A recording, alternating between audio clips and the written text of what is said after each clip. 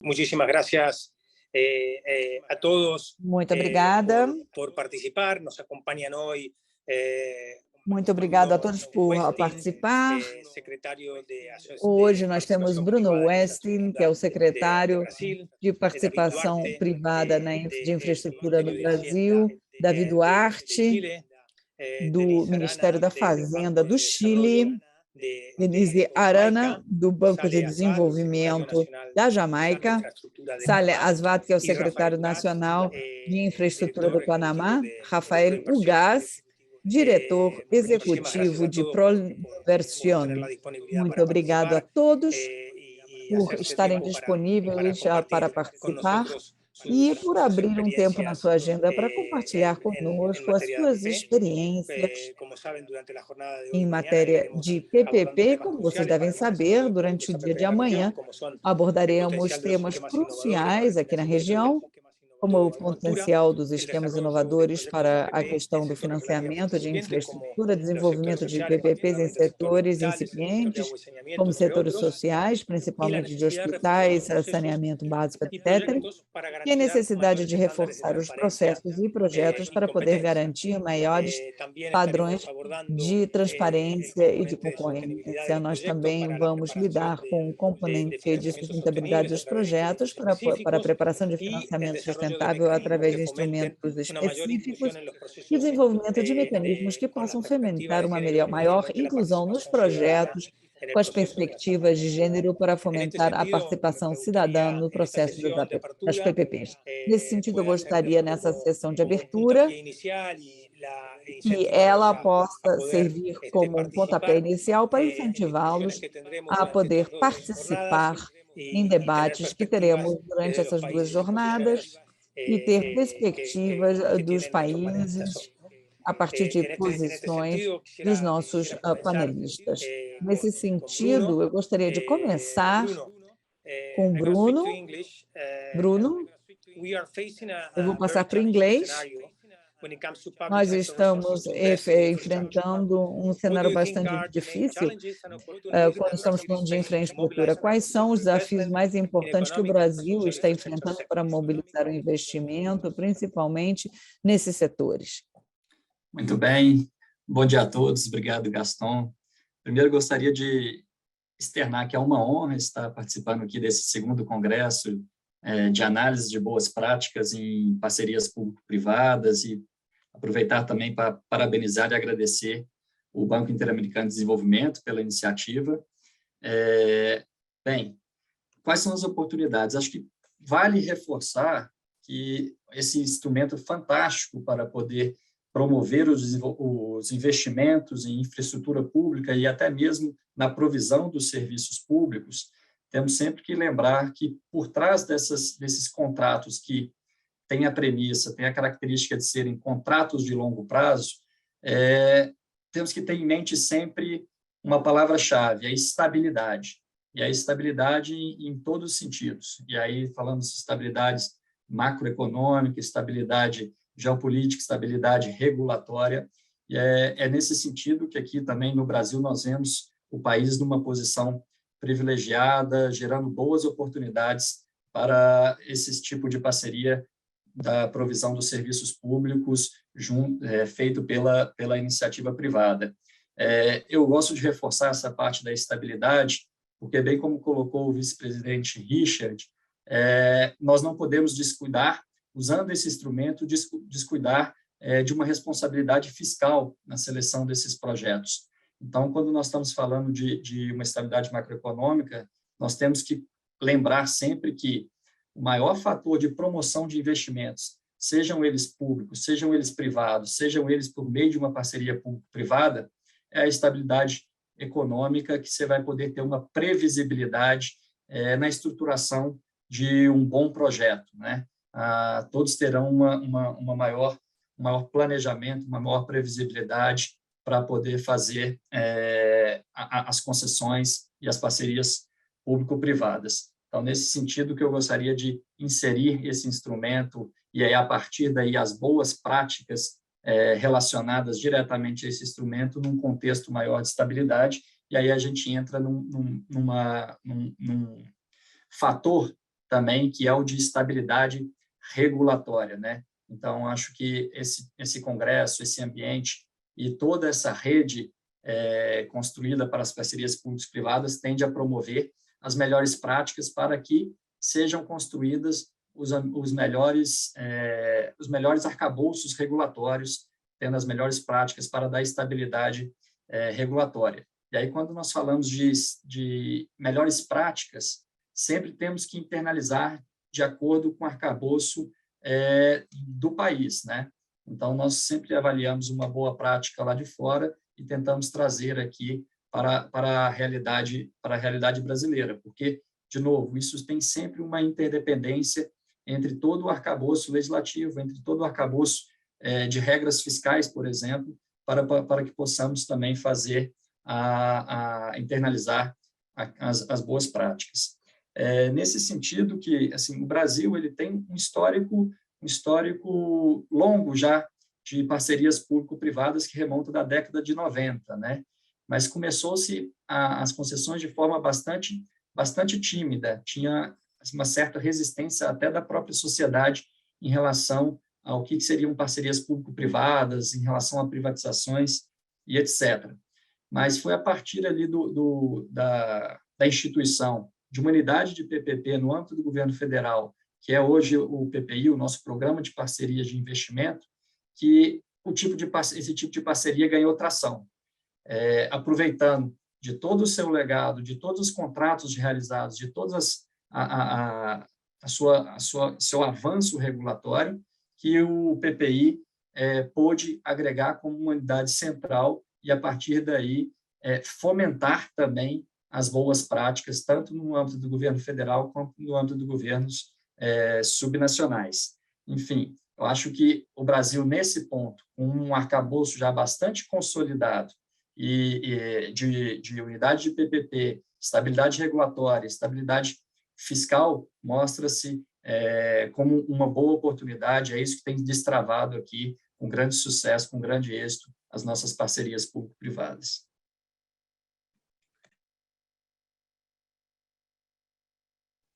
Muito obrigado, Bruno. Quisiera passar agora a David Duarte. David, vou passar agora para David Duarte. O Chile é considerado um dos países com ambiente regulatório institucional. Gastão, perdoe, por favor. Vamos passar para o debate, porque a gente está com certo atraso. Muito obrigada. Denise, thank you for taking the place. Muito obrigado por participar. Realmente, a Jamaica realmente se tornou uma pioneira em termos desses processos. O que você acha que seriam os desafios principais para poder operacionalizar essa agenda e poder desenvolver uma estrutura confiável de PPPs? Bom dia, muito obrigada, Gaston, por poder participar dessa discussão.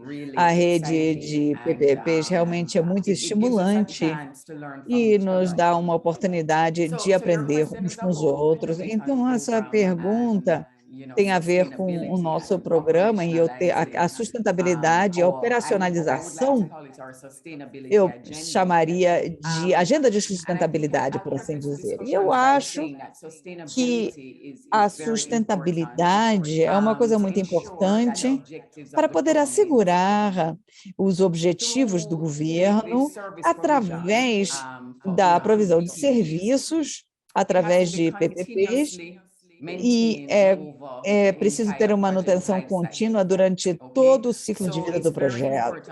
Então, é muito importante, em termos de sustentabilidade, ter esse envolvimento com o programa, e isso nos leva a uma linha sustentável. Quando estamos falando de sustentabilidade, quando falávamos a respeito disso nos primórdios dos PPPPs, tudo girava em torno principalmente da preservação de recursos naturais, de impactos ambientais e sociais, mas a sustentabilidade hoje tem um escopo muito mais amplo em termos financeiros e econômicos, em termos de viabilidade, economia, considerações fiscais e até mesmo a capacidade do governo de poder executar PPPs de forma apropriada.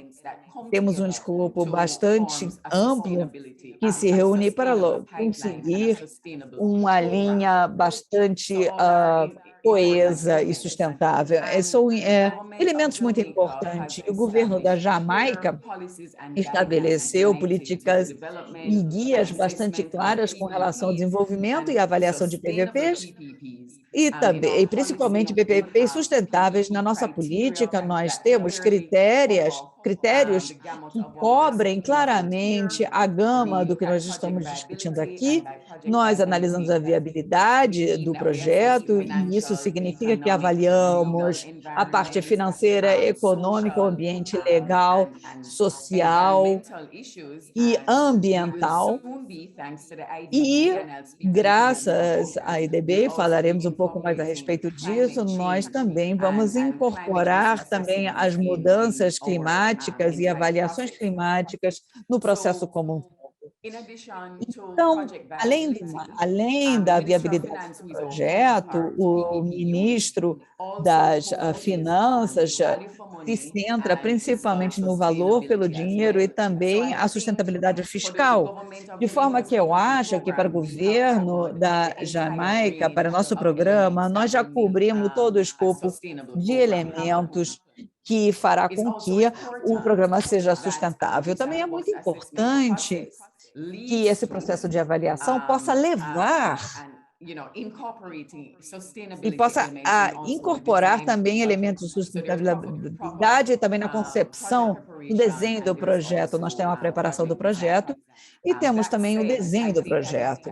Tendo dito isso, eu acho que eu acrescentaria um elemento a mais para dar apenas um exemplo dos desafios que nós temos, e eu vou utilizar as publicações recentes do kit de ferramentas feito pelo IDB, como um exemplo de alguns dos desafios que teremos que enfrentar para poder assegurar que a nossa linha seja sustentável, e incluindo também as considerações relacionadas à resiliência climática. Um dos desafios que vamos enfrentar, e estou certa que outros países também enfrentarão, é conseguir a aprovação também das partes interessadas em geral, quando você quer incluir um elemento a mais na sustentabilidade do seu programa. E isso é muito importante, e você precisa interagir com todas as partes interessadas para poder assegurar que você tenha uma implementação exitosa. E quando falamos sobre a mudança climática, esse é um tópico bastante difícil e é preciso ter um comprometimento. E eu acho que, geralmente, qualquer tipo de elemento de sustentabilidade que você queira incluir no seu programa, para isso você tem que sempre começar envolvendo políticas. Isso significa que todos os elementos da sustentabilidade têm que estar incluídos na sua política e nos seus processos para poder assegurar que existe uma adesão e conformidade. E eu acho que também a capacidade do governo de poder executar e implementar é muito importante. Nós temos, como eu disse anteriormente, temos 2 unidades centralizadas que trabalham na Jamaica para poder gerir o programa como um todo. E eu acho que, por exemplo, para a agenda da mudança climática,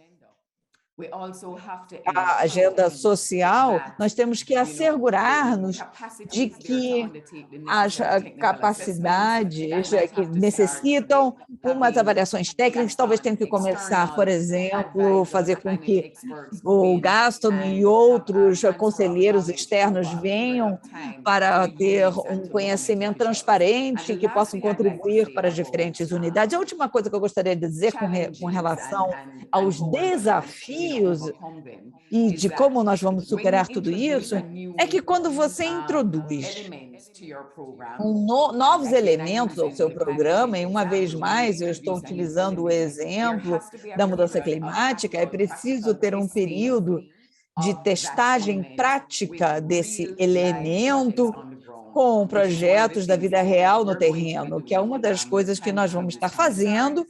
Quando se trata de mudança climática, nós vamos analisar um projeto piloto com a ajuda da IDB para poder implementar esse kit de ferramentas e poder identificar questões que possam estar relacionadas com aplicações práticas.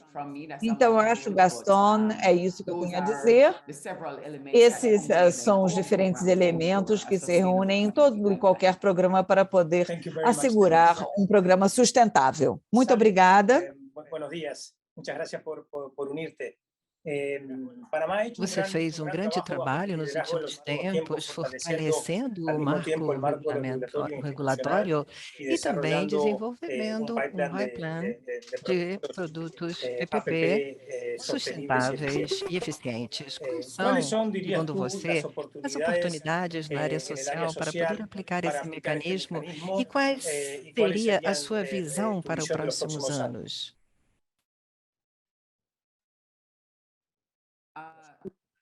That's me, right, Gaston? That's in terms of a very important aspect of our program is to um tema muito importante com relação a esses projetos é observar realmente o componente social das PPPs. Denise, no worries, we do the second round later. A pergunta, na verdade, era para a Sally.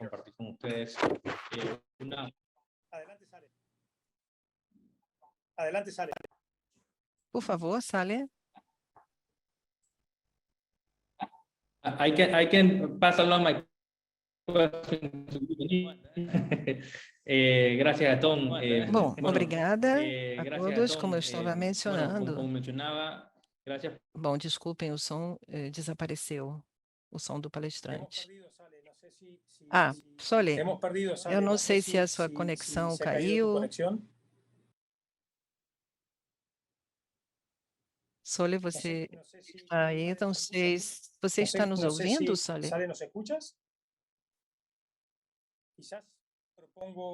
Bom, eu proponho, então, continuar com você, Rafael, se você está presente, e esperamos que o Sally possa solucionar o problema da conexão. Sim, claro. Sim, por supuesto. Bom, a conexão está falhando. Eu não sei se vocês me ouvem. Não, estamos ouvindo você muito entrecortado, realmente picotado. A comunicação está muito picotada. Bom, enquanto esperamos a solução desses problemas, muito obrigada pela sua disponibilidade para participar aqui conosco. E eu queria perguntar, o Peru fez um grande esforço para desenvolver um portfólio de projetos de infraestrutura social através de PPPs, tanto na educação como na saúde. Portanto, eu gostaria de escutar quais são os principais ensinamentos que você poderia compartilhar com a rede e com todos nós, e como outros países podem aprender dessa experiência. Bom, primeiro, bom dia a todos. Muito obrigada, Gastão. Muito obrigada pelo convite. Todos esses espaços são realmente muito importantes para poder compartilhar. Desculpem pelo som de fundo, pela sirene.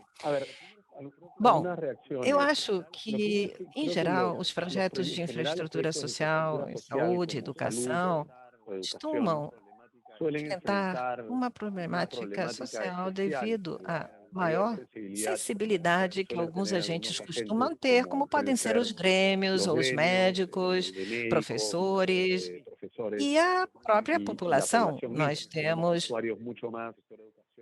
pelo menos no setor da educação, nós temos um setor que é muito envolvido nesses projetos de infraestrutura. Depois, inclusive, pode haver uma maior sensibilidade com relação aos defeitos que possam ter os serviços públicos e pode oferecer o concessionário. Então, é possível, talvez, fazer workshops com o pessoal da saúde, da educação e com a população impactada e explicar a natureza e o alcance desses projetos. Especialmente, os projetos, estes projetos implicam que a participação privada tenta manter a infraestrutura com níveis de qualidade, mas isso não quer dizer que eles participem na gestão mesma ou nos serviços pedagógicos. Com os que estamos trabalhando agora não tem componentes dos médicos, mas essa seria, então, uma primeira recomendação, ou seja, ser consciente da sensibilidade que esse tipo de projetos implica, uma sensibilidade bastante especial. E uma segunda recomendação é ter em conta a importância do saneamento dos imóveis. Eu acho que isso é verdade para tudo, né? Esse saneamento envolve tudo, mas nós encontramos isso nesses produtos, especialmente. Esses imóveis são responsabilidade da autoridade pública e a experiência que nós temos em outros setores demonstrou que se isso não é abordado oportunamente, é bem provável que mais adiante apareçam problemas associados à entrega de prédios aos concessionários devido à falta de liberação oportuna. Esse é um segundo assunto. E um terceiro assunto, um terceiro fator importante é contar com os estudos técnicos sólidos que possam dimensionar o alcance dos serviços que vão ser transferidos aos concessionários, assim também como o nível desses serviços, né? Dessa forma, a entidade pública pode ter uma clareza maior com relação ao alcance do projeto e evitar fazer reavaliações ou ter atrasos com relação aos temas técnicos. E, finalmente, eu acho que é bem importante que a entidade pública, e claro, aqui no caso da infraestrutura social, nós já temos uns 20 anos estruturando APPs, mas, evidentemente, no início nós fizemos muitas PPPs com setores militares ou com transportes de comunicações. E no caso do setor social, da infraestrutura social, como hospitais e escolas, não temos, talvez, uma experiência prévia. Então, é importante que a entidade pública conte com uma equipe de profissionais experientes em PPPs para poder contribuir de forma efetiva ao desenvolvimento desse processo de investimento privado. Então, evidentemente, poderíamos avançar num bom ritmo nesses projetos. E no último ponto, que tem a ver com o setor social, é a importância de contar com um portfólio de projetos que seja interessante, atrativa, para poder gerar interesse nos investidores.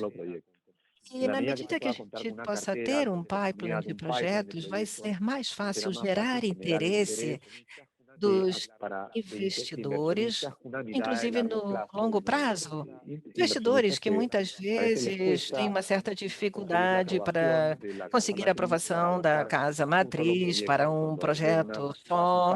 Às vezes, quando é um portfólio de projetos, é mais fácil conseguir essa aprovação. Mas então, é isso, Gastão. Bom, muito obrigada, Rafael. Muito interessante tudo que você falou, que você identificou esses pontos. E, Sally, voltando a você, desculpa pelo problema técnico, como eu tinha mencionado, o Panamá começou um programa muito ambicioso e, simultaneamente, tem desenvolvido a capacidade institucional, as regulamentações e um pipeline de projetos robustos. Então, nós queríamos consultar você para saber como vocês veem outros setores, porque há setores da energia, do transporte, com os quais começaram, mas eu sei que vocês estão vendo outros setores também, como o setor social. Então, gostaríamos de saber qual é a sua visão com relação às oportunidades nesses outros setores. Gastão, não sei se vocês estão me escutando bem. Sim, estamos escutando bem. Muito obrigada pelo convite e pela sua pergunta. E que eu mencionava antes é que a classificação dos produtos sociais, evidentemente, nós conhecemos muito bem como é, com os hospitais, as escolas, etc. Mas eu gostaria de enfatizar que, para nós, a visão social dos projetos é chave para a aprovação desses projetos e a nossa carteira, o nosso pipeline, tem esse viés social.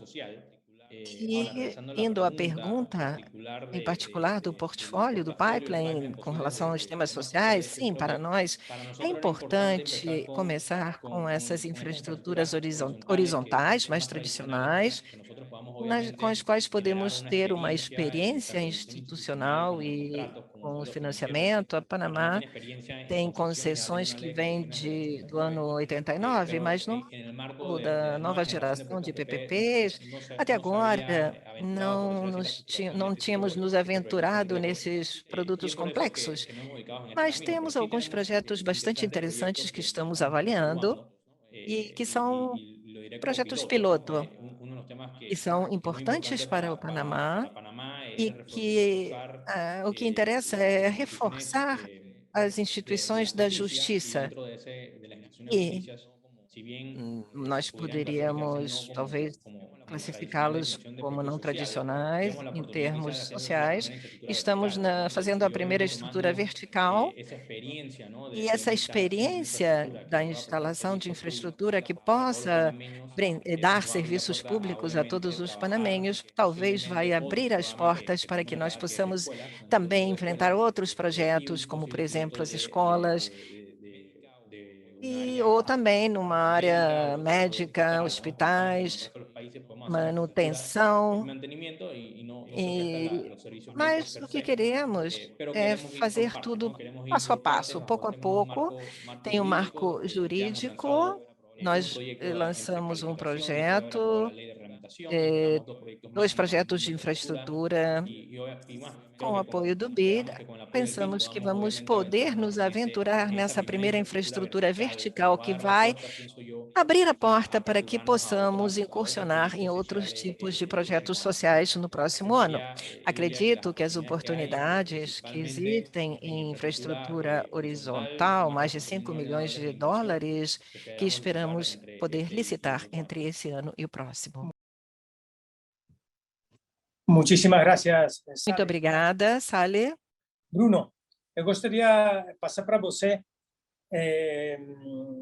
O Brasil tem feito um esforço muito importante no desenvolvimento da preparação de projetos, através de modificações, da criação do FAEP, da modificação do rol do BNDES, e esse esforço tem sido muito bem sucedido, não? Eu queria perguntar para você quais são os desafios para frente que ainda o Brasil tem para atrair ainda mais investimento e mecanismos de financiamento sustentável para PPPs. Muito bem, Gastão, muito obrigado pela pergunta. De fato, nós estamos, como falei, nós passamos por uma transformação aqui da cultura, como o Brasil contrata a sua infraestrutura pública e a provisão dos serviços públicos. E agora nós estamos num momento de consolidação dessa transformação. E aí vale mencionar até o apoio do Banco Interamericano de Desenvolvimento, nessa fase que nós estamos, desde a transformação e agora na consolidação, trazendo tanto as boas práticas quanto a expertise técnica, todo o apoio que dá no governo federal e nos entes subnacionais. Então, o que nós fizemos aqui para transformar e manter esse robusto pipeline de projetos, né? Até por meio do BID, como você mencionou, o FEP tem uma associação com o BID num belo exemplo de parceria que faz um apoio para os entes subnacionais. Por quê? Quando a gente passou por esse momento de transformação, nós vimos, primeiramente, que um dos gargalos era a falta de projetos bem estruturados. O que nós tínhamos, que foi muito amplamente feito no início, foi uma enxurrada de PMIs, onde os próprios privados apresentaram uma série de projetos, de iniciativas, de tentativas de iniciativas por iniciativa própria do setor privado. Mas nós vimos ali uma grande mortalidade desses projetos. E aí, a partir ali de 2017, com um amplo diagnóstico, com apoio até do BID, nós fizemos uma primeira investida com a formação desse fundo de estruturação de projetos no âmbito do governo federal, para atacar esse problema que era da falta de projetos bem estruturados e da alta mortalidade de projetos realizados pela iniciativa privada, oferecidos pela iniciativa privada. E por que disso? Porque tinha alguns elementos que levavam a essa mortalidade. A falta de estrutura nos entes locais, nos entes subnacionais, para poder promover a revisão desses projetos, para poder levar a cabo a estruturação desses projetos, bem como a falta de prioridade desses projetos quando eles eram ofertados primeiramente pela iniciativa privada e não dentro de um planejamento do setor público. Então, com o FEP, nós pudemos fazer esse apoio, dando toda a estrutura do governo federal, já com a expertise, transportando essa expertise para os entes subnacionais e agregando também a interlocução com os organismos multilaterais, trazendo as experiências externas, e isso acaba dando muita credibilidade e, de fato, aumentou muito a conclusão desses projetos de parceria com a iniciativa privada. Até. A partir daí, dessa transformação, com esses projetos bem-sucedidos, e o grande pipeline, a grande cultura que mudou, o que nós vemos de desafio? A escala, né? A estrutura para poder fazer a estruturação de projetos em escala, tanto da parte das consultorias, quanto também quando a gente coloca para a iniciativa privada das próprios operadores da infraestrutura pública. Hoje, talvez, este seja o nosso grande desafio frente à enorme carteira de projetos que nós temos. É claro que vários setores estão muito bem, mas alguns desses setores ainda enfrentam uma baixa concorrência, uma baixa participação da iniciativa privada. Então, nós estamos agora nessa grande empreitada, nesse grande desafio de fomentar a indústria privada para que possa fazer frente ao nosso grande portfólio de projetos. Em relação aos investimentos sustentáveis, né, isso tem várias iniciativas para climate bonds, etc., mas o que é importante? O importante é colocar o critério de sustentabilidade, de responsabilidade social, de governança, na seleção daqueles projetos que são prioritários. E isso não é só na seleção para a carteira, porque quando nós fazemos uma seleção de projetos que vão compor a carteira, primordialmente nós priorizamos aqueles projetos que estão dentro do planejamento do setor público. Então, nós temos os planejamentos setoriais, o planejamento de logística, o planejamento energético, e para compor esses planejamentos já são levados em consideração esses critérios de sustentabilidade. Veja a nossa matriz energética, que os nossos leilões são baseados muito no nosso planejamento energético, e a nossa matriz energética prioriza, sem sombra de dúvida, as energias renováveis, né? Hoje nós temos aí no Brasil mais de 90% da matriz elétrica com matriz de energia limpa. Então, isso que eu acho que é um critério esse é um ponto muito importante, levar em consideração esses critérios no planejamento da infraestrutura do setor público. A partir daí, nós pincelamos esses projetos para poder levar para uma estruturação para parceria público-privada.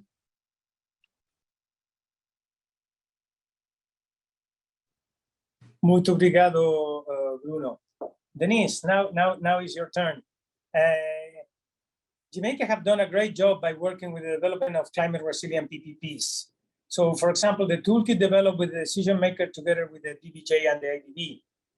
Os projetos que foram desenvolvidos conjuntamente entre o Banco de Desenvolvimento da Jamaica e o BID contemplam a sustentabilidade, mas também está contemplada a sustentabilidade social. Quais são os passos que a Jamaica está dando para poder incluir a inclusão social nesses projetos para a estabilidade social dos mesmos? Bom, muito obrigada pela sua pergunta, Gastão. Eu acho que é importante indicar, já que alguns outros países estão vivendo o mesmo fenômeno, temos que então dizer que na Jamaica existe uma modificação das PPPs econômicas e nós temos feito aeroportos, portos, caminhos, e não temos uma mudança no portfólio para as PPPs de infraestrutura social. Portanto, temos muitas PPPs de água, de usinas de tratamento de água, infraestrutura judicial, por exemplo. Então, me dá muito prazer poder falar da inclusão social, porque o portfólio do governo da Jamaica está mudando em direção à infraestrutura social.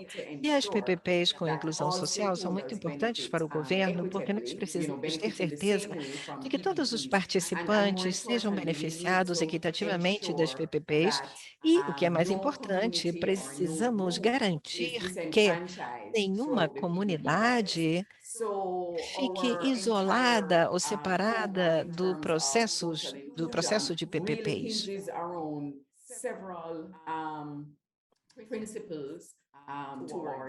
Então, esses projetos mostram que há muitas coisas que devem ser feitas para poder identificar o que tem que ser contemplado numa PPP social.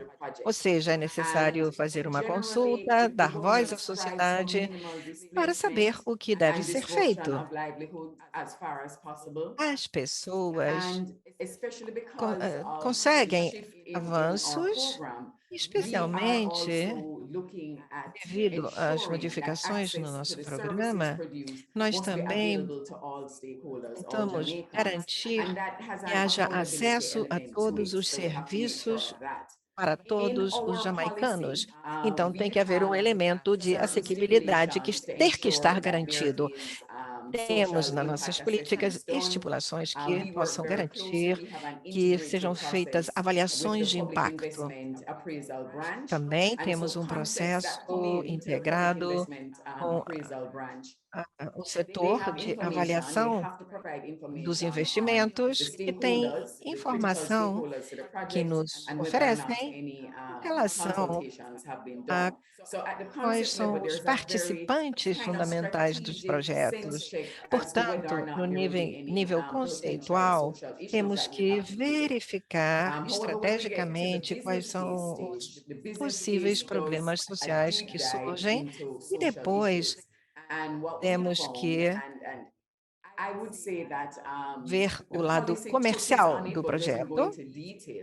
E é necessário, então, pensar nos aspectos sociais, porque, se bem nós não podemos entrar nos grandes detalhes, o que temos que considerar é que temos que pensar nas comunidades e temos que observar que, muitas vezes, há uma grande participação no sentido de que possamos nos sensibilizar com relação à participação do capital privado e também pode haver uma transação sensível no nível social.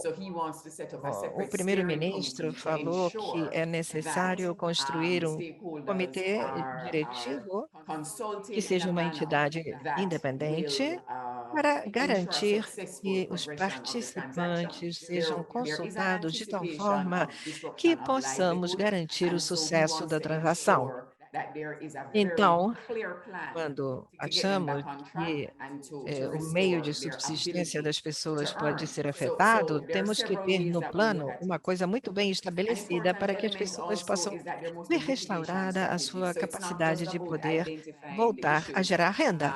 E temos também que ver as estratégias de pesquisa, ou seja, a ideia não é só identificar os assuntos relacionados com o impacto social, mas também temos que indicar quais são as estratégias de mitigação, se há uma reivindicação por parte das pessoas.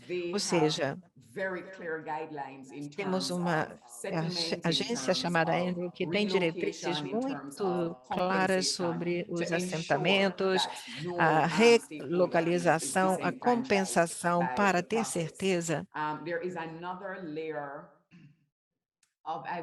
de que existe uma outra avaliação social que vá além do processo de preparação, onde é necessário implementar as transações. E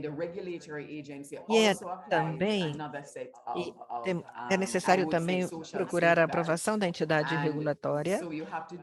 regulamentadora, e ela aplica outros critérios, e então é possível fazer uma avaliação, fazem-se consultas públicas, e quando as consultas terminam, se faz um outro grupo de consultas públicas. Portanto, eu acho que no programa da Jamaica nós temos várias camadas que garantem a inclusão social.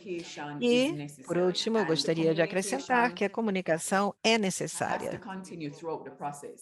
A comunicação tem que continuar ao longo de todo o processo, ou seja, não só no início, quando o conceito do projeto é comunicado, mas também depois, quando temos que ter uma comunicação constante com as comunidades e as partes afetadas para poder garantizar a eles que existam medidas que vão ser aplicadas para que eles não sejam excluídos do processo. Portanto, acho que essas são algumas das medidas que nosso governo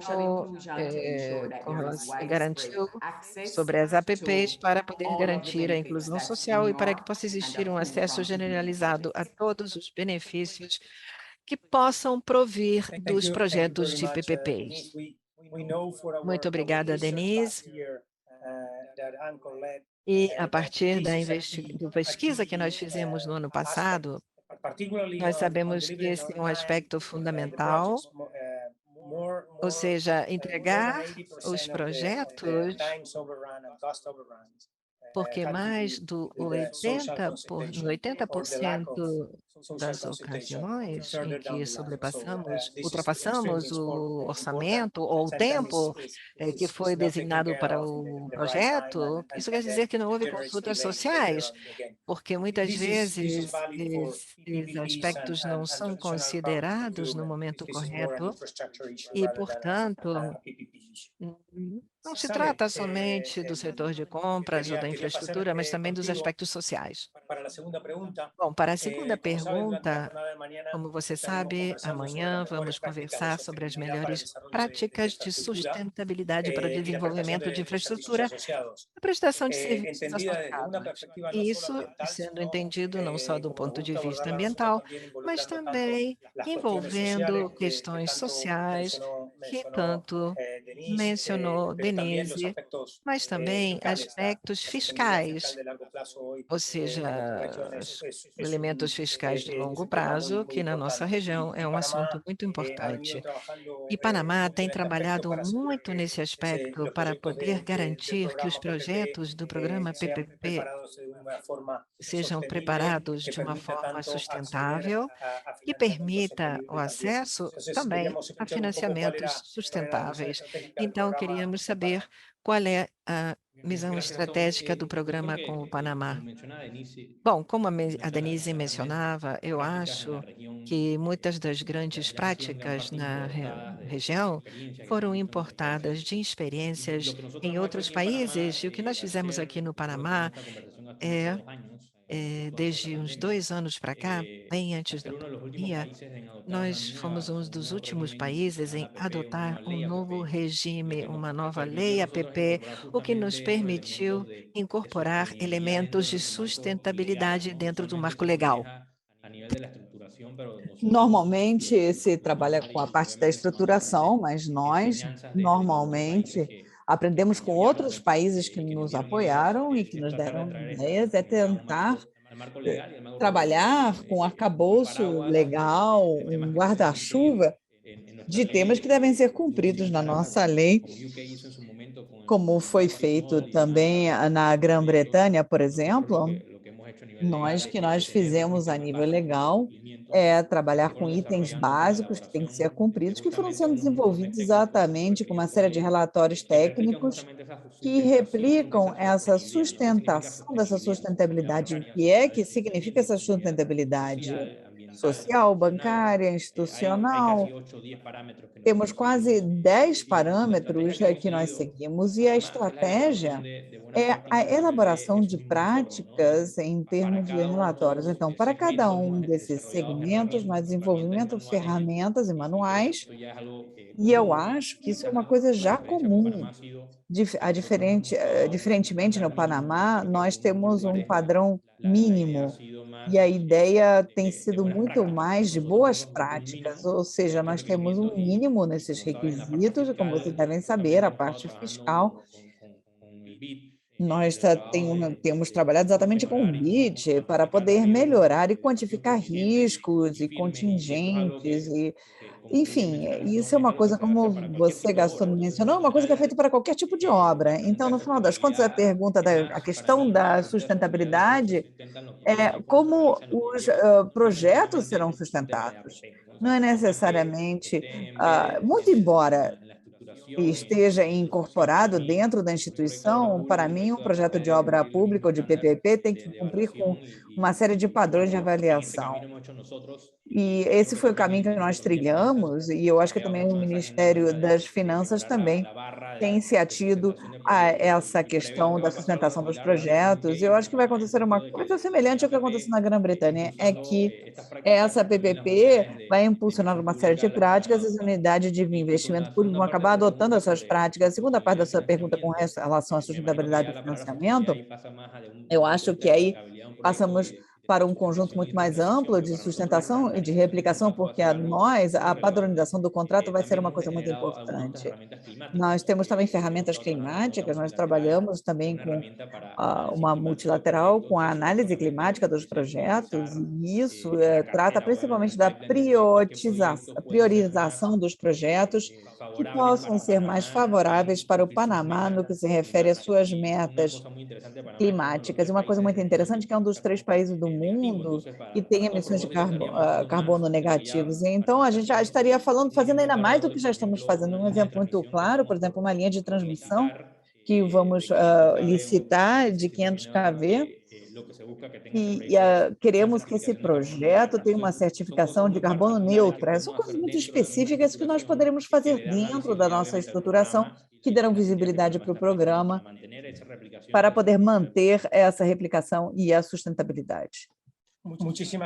Muito obrigada. Eu concordo 100% com o que você disse. A questão da sustentabilidade fiscal é uma questão como da sustentabilidade social com relação aos projetos de infraestrutura. Normalmente, nós damos muito mais atenção a uma vertente mais inclusiva no caso dos PPPs. De fato, nós fizemos todo um capítulo com relação à falta de uma perspectiva equitativa ou igualitária com relação à obra pública tradicional. E nós fizemos, principalmente, a região, em média, tem maiores custos de 49%. E o Tomás, que é um economista muito conhecido, ele falou que nas últimas 2 décadas teve um investimento de aproximadamente 3% do produto interno bruto, e isso como média, 2 pontos do produto foram investidos através da obra pública tradicional. Então, a região tem criado uma dívida muito grande com as obras públicas tradicionais. E não tem havido tanta preocupação. Frequentemente, o que acontece com a obra pública tradicional é que acaba juntando produtos e não se produz a dívida. E com o contrato da PPP, essa discussão fica muito mais complexa, mas o desenvolvimento da eficiência no uso dos recursos públicos na hora da contratação dos serviços de infraestrutura é chave, e principalmente a questão da restrição fiscal, que nós acreditamos que, por isso mesmo, tomar decisões políticas no uso de instrumentos se torna cada dia mais importante. Rafael, eu gostaria de passar para você com a sua próxima pergunta. Me dá um segundo.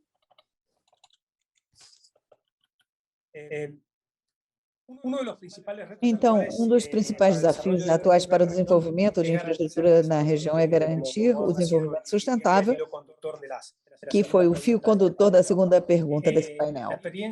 Então, a experiência do Peru mostra como foi importante também trabalhar com questões diferentes, principalmente da relação com as comunidades locais. O que você poderia contar desse processo de consultas populares no Peru? E como é que você vê o papel que poderá ser desempenhado para essa questão social? Muito obrigado, Gastão, pela pergunta.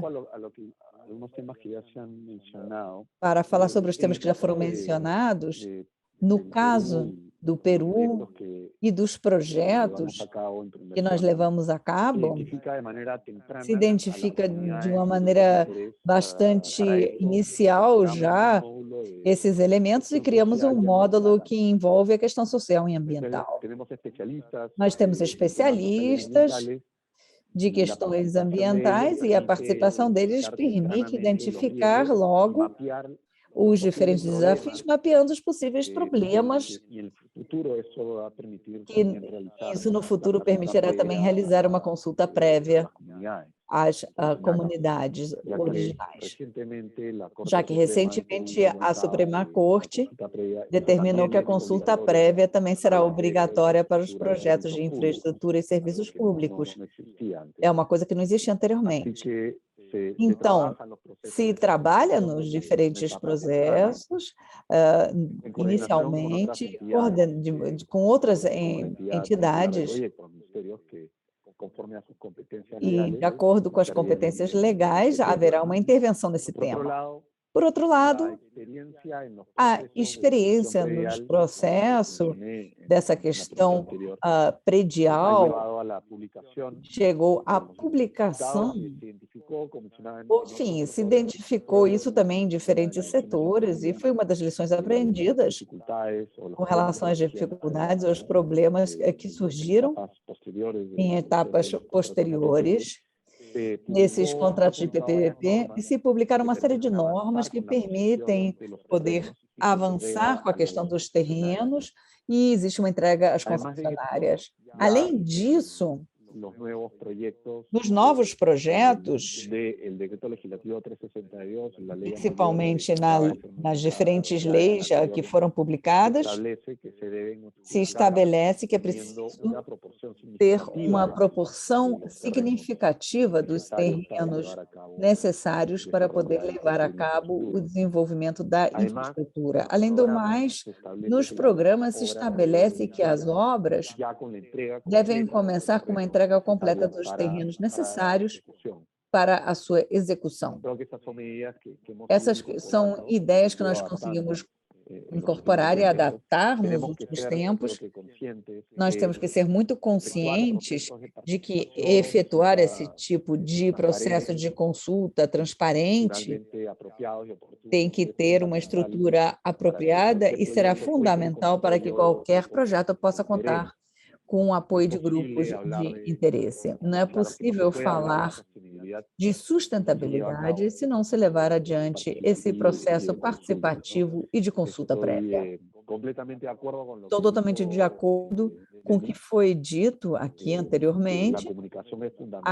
A comunicação ela é fundamental não apenas no início do processo, mas também durante a parte da estruturação e também durante a fase de execução contratual para poder também lidar com as diferentes expectativas. Eu acho que, uma vez que se desenvolva e se comece a trabalhar com a comunidade e os grupos, se começa a gerar uma certa expectativa com relação a esses grupos de interesse, em relação ao que vai acontecer. E se há problemas, atrasos e modificações, também é preciso comunicá-lo aos grupos de interesse. E uma vez que se comece a execução também. E como foi mencionado anteriormente, essa não é apenas uma questão de PPPs, é uma questão de desenvolvimento de infraestrutura de obras públicas e também de infraestrutura desenvolvida através da iniciativa privada, nos casos urbanos. Eu acho que em diferentes países também, uma atividade da mineração também. E eu acho que seja fundamental abordar e identificar isso nos seus primórdios para poder passar uma informação do seu projeto até a sua execução a longo prazo. Muito obrigada. Muitíssimo obrigado, Rafael. Já temos 3 minutos, já são 10h33. Eu gostaria de agradecer a Denise, Bruno, Rafael, por terem criado espaço nas suas agendas, que são muito ocupadas para poder estar conosco de manhã. Eu convido vocês, as suas equipes, a continuarem conectados durante hoje e amanhã, de maneira ativa, para poderem participar com perguntas ou fazer consultas com a nossa equipe do BID, se vocês acham que poderemos dar qualquer tipo de apoio. Eu gostaria de agradecer-lhes e eu poderei passar a palavra do âncora para continuar com o evento. Muito obrigada e bom dia.